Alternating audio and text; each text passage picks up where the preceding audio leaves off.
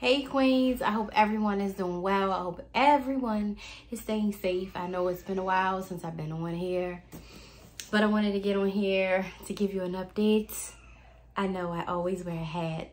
It's either a pink one or this one. I love what it says, walk by faith, because I believe to walk by faith, that's why I wear my hat. I love the hat. Anyway, everyone, I wanted to get on here to talk about No Mind.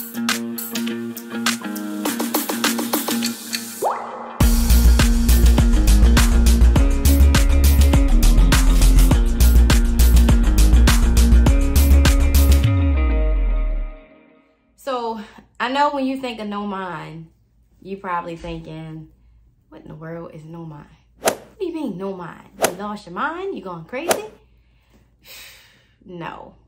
No mind is the best place that you could possibly be mentally. That is when you have mastered the ability to allow your feelings and your emotions pass, and you just sit still in silence. Do nothing else. Think of nothing else. Just sit there and simply be. It is a form of meditation. And I was reading this book by Osho. It's called The Mind. And it taught me a lot. It did. It taught me a lot about the subconscious and how our subconscious mind, for those of you who don't know, it controls 95% of us, our thinking. And then the other 5% is the conscious mind. So there is a way for you to train your subconscious mind. And this book tells you how to do that. It shows you how to do that if you read it. So I've been practicing it, and it really does work. I used to think a long time ago that meditation meant to just turn off your thoughts. Just don't think anything. That's not what meditation is. There are different forms of meditation: visual, instrumental, when you listen to music and you allow the waves to control. And then your breathing is another one. You focus on your breathing. So this form of meditation, you can focus on your breathing, but you just sit and detach yourself from these thoughts and feelings. So it's like you are the observer. You're actually sitting there and you're looking at the thoughts go by. And my therapist last year, you never appreciate what you have until it's gone. And when I was in the middle of the pandemic, she came along and she was really trying to help me,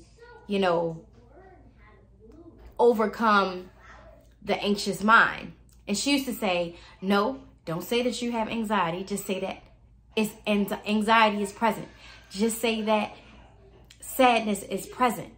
And I'm like, well, I am really these things. And she's like, no, you need to close your eyes and just let the thought pass, because it's going to go by.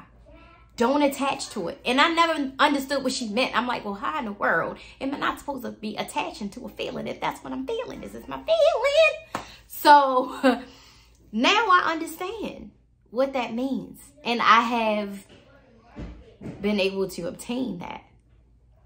So now I know how to sit and close my eyes and not judge a thought, try not to think a thought, because the more you try, the more it grows. It gets bigger and bigger, and it's going to overcome you. You become it.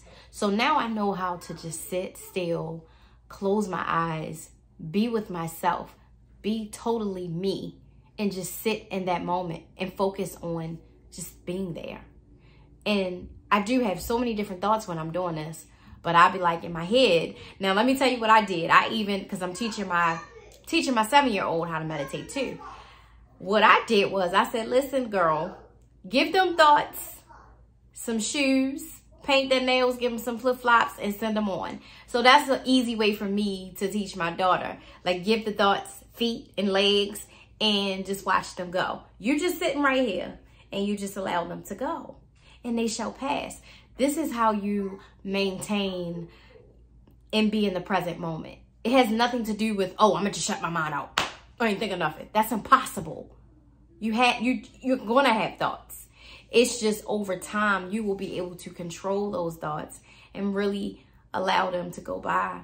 And they don't mean anything to you, you know, and you continue to be in that present moment, in that present state, and just be quiet and just be. That's what it's all about.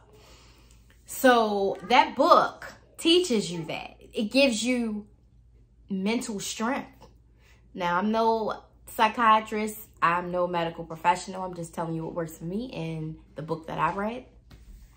But yes, it really works. You know, it has helped me. Another thing, in addition to that I've been doing to help calm and control and manage the subconscious is listening to frequency. I've listened to 432 Hertz, which is the healing. It helps stabilize your blood pressure. It helps stabilize your mood. And then Hertz 528.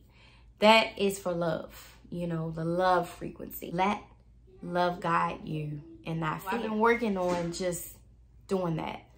Loving up on my kids, loving up on myself. I've been so focused on myself lately, mentally, just mentally, like being so much more compassionate to myself. And it definitely works. I've been putting myself first. If I don't want to do something, I'm not going to do it. Now, and something that I do every day that I don't want to do. But one day, I will get that under control as well. But anything that I can control at this given moment, I won't do it. I'm a very compassionate person. I do care about other people's feelings. But when it comes to my peace and how I feel, if I don't feel right, I'm not going to do it. So I've just been really focusing on myself and focusing on having no mind lately.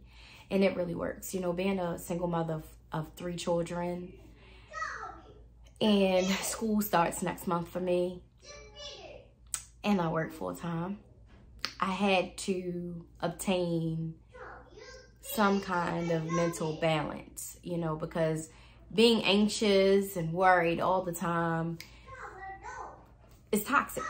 It's toxic to your body. It's toxic to just your entire well-being.